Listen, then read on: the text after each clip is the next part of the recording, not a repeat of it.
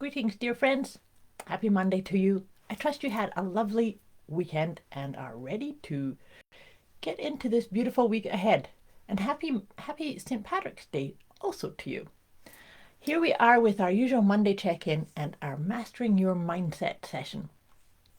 Before we get into pulling some cards and just really feeling into the energies of this week, there's quite a few pieces that may be affecting you. And that's why I like to just feel into the phases of the moon that's affecting us. But there's actually more than just the phases of the moon. This is a very powerful time for us to really get in touch with our inner wisdom, with the truth of who you are. So last week we were affected by the full moon in the sign of Virgo and the total lunar eclipse.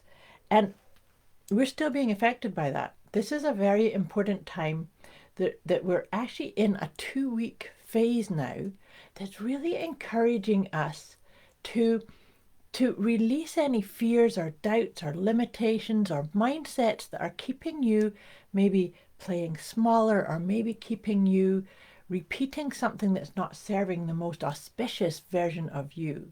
So a really big, strong piece around putting things down, letting things go, really reframing the script of your experience, of your way forward. So that's what like I said, this is still in this 2 weeks. The lunar phase that we will be affected by, it comes at the end of this week, and it's the last quarter phase of the moon in the sign of Capricorn. So this is what we're moving into that. So there's a sense of balance and rhythm and really watching your languaging, your dialogue, your inner dialogue. What words are you using to yourself and about yourself? And the reason I'm saying that too is because the other effect that we're under right now is Mercury retrograde. Mercury is in retrograde in the sign of Aries. So again, that's such a big piece around planting seeds and moving forward. But when Mercury is in retrograde, things start to go a little bit slower. Perhaps things come up from the past. Perhaps ways of talking to and about yourself may resurface. But when things resurface that are outmoded or don't serve us anymore, there's a piece that could just be, just notice it, just witness it, and have some gratitude and some appreciation. Because and I've seen this before, people can get really, they get upset and angry at Mercury retrograde because communication goes awry, or emails get lost, or people don't understand what you're saying, or you kind of start chastising yourself internally. So all forms of communication. But like I said, a retrograde is the appearance of going backwards. So what can you learn? What's the gift? What's the wisdom? Where can you get to, I've got this? There's very strong energy around that. And maybe that's a mantra that you can use as you move forward, is I've got this. Even if your thinking process is like, oh my gosh, things are falling apart, or things are not going the way I want them to, or think they should be, I've got this. And now the other question I really encourage you to bring into this dynamic is, how do I feel about myself? That can actually be a beautiful way to assess what mindsets, what thinking processes, what goals, what choices are serving that most sacred definition of you. Because there's such a strong pull in all of this, in everything that we're experiencing, outer and inner. Of course, everything outer starts on the inner. And so that's why I love that question. How do I feel about myself here? If I feel a little bit nervous or antsy or concerned, there's time, that's like a flag, a red flag to say, go deeper within. And then maybe it's a reset the energy, or do it like it's not just now. Maybe it's not for right now that I take action on something. Or maybe it's done. Maybe it's just like that served the purpose, and now I can let it go. Then the other piece that I wanted to bring into this conversation about energies is we've got the equinox coming up later this week too. That's on the 20th, I believe. And then that last quarter phase of the moon in the sign of Capricorn, that's on 22nd. So lots of different pieces. I always think about the equinoxes as there's such a balancing. It's, stepping into the new season, but it's also a balancing energy. So what do you need? What do you need to let go of? What do you need to say more to? What do you need to say that's over and let that go? And when we let things go, I really encourage you to bring a sense of gratitude, not rumination or criticizing or judging yourself. That's such an important part to let go of that as well. But let's say, for instance, you've had a pattern of doing something a certain way. And in this introspection, contemplation time, you realize that doesn't serve who I'm becoming. It doesn't serve who I've become. Rather than say, oh, I should, or this is terrible, or this is not okay, it is okay. But you can say, thank you. Thank you to that pattern. Thank you to that mindset. I'm shifting gears. I'm changing things up. I trust that makes sense. If anything I say in these sessions confuse you or discombobulates you, or you need some more support or guidance, just put it in the comments below or message me directly. These ideas and what I riff on is intended to help you awaken your inner guidance and also get really close in touch, in tune with your inner truth, your way. That's what this is all about. Okay, take a nice deep breath. I've been shuffling my letting go cards. That's the first deck we use for these sessions. Let's see, where can we start letting go in order to get closer to that most auspicious version of us? These cards always have a bit of a sense of humor. The one that's come up for us is judgmental thought. And I just said that, didn't I? So where does that come in? I know for myself it can. Like I might realize this pattern or this way of engaging with work or with personal life or whatever it is, and then I realize, oh gosh, I have to own up to, or I have to tell myself the truth that this isn't working for me anymore. Then there can be a wee bit of an inner critic coming up saying woulda, coulda, shoulda. So where does judgmental thoughts come in for you? And what can you do to just say, thank you, I've got this?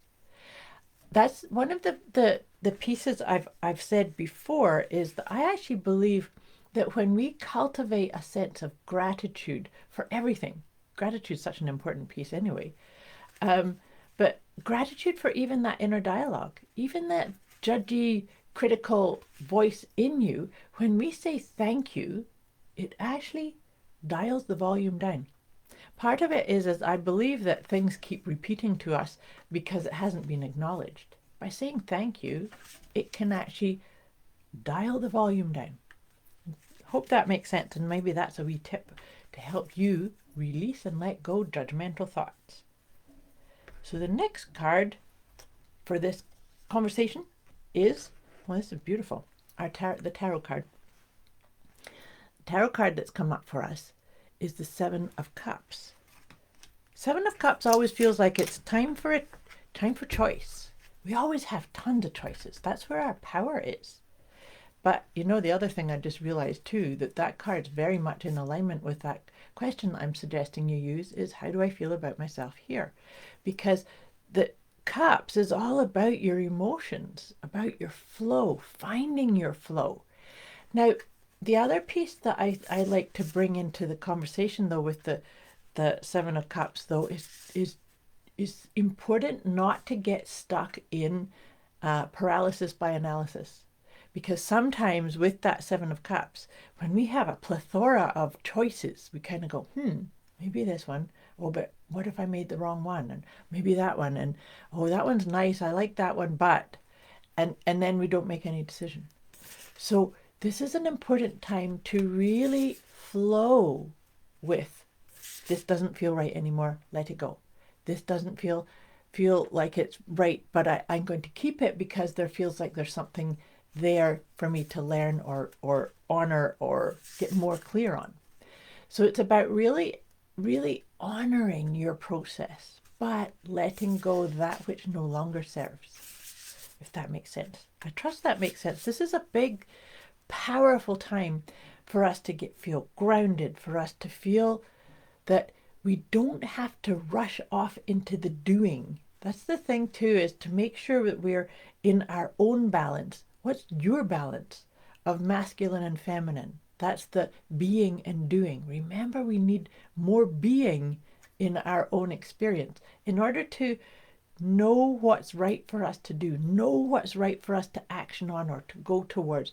We must just sit and be in sacred relationship with our own heart energy, and then trust and evolve our own intuitive guidance. You know, every time we're looking for an answer, the answer's looking for us too. So rather than rush and run into things that you've got to figure out, maybe it's about just surrendering into, I can put the question out there and it's going to come, but now I can focus on what I can do rather than feeling like I have to do this and I have to do that. That makes sense. Hope that makes sense. Okay, I'm now going to share with you the 3 oracle whispers, intuitive whispers, oracle. This is actually really cool. This one, the first one is throat release. Isn't that perfect? Throat release. Release the judgy thoughts or the voices that aren't serving you anymore, and really encourage you to, that's also when we talk about throat chakra release, it's very much about the thoughts as well as the words that you use to speak out loud. And look at this. Awesome. Look at this one. Stop striving and pushing. Or pushing and striving. Stop pushing and striving. So that was what I just said, right? The masculine and feminine. In order to do things and create things and be in flow, we must allow the piece around being co-creators. So we are co-creators with the universe. So then that means we have to find our right rhythm to say, okay, I really want to achieve this or to create this. Allow the universe to do its bit too. And that comes from slowing down. That's such an important part too, right?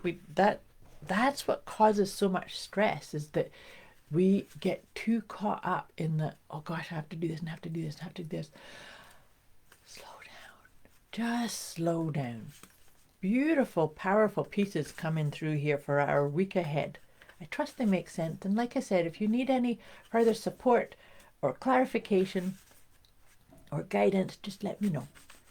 But I'm just about to wrap up the session and send you off into this powerful, pivotal week ahead. Let's just finish off with one of my Liberate Your Inner Truth oracles. Oh, perfect. This is this is perfect. It's, I am inner directed. You are inner directed. What do you need to do to actually really anchor into that and remember that? Let me read this out to you. Being aware of myself and my actions, I stay mindful of what I do at all times. I ensure that I am living life according to my principles, my life's purpose, and what I am passionate about. The beautiful energies that we're in really supports the opening and the trust and the flow of that guidance. I trust it lands well for you. I wish you a beautiful week ahead. I'll be back again with you next week for our next session. Much love to you.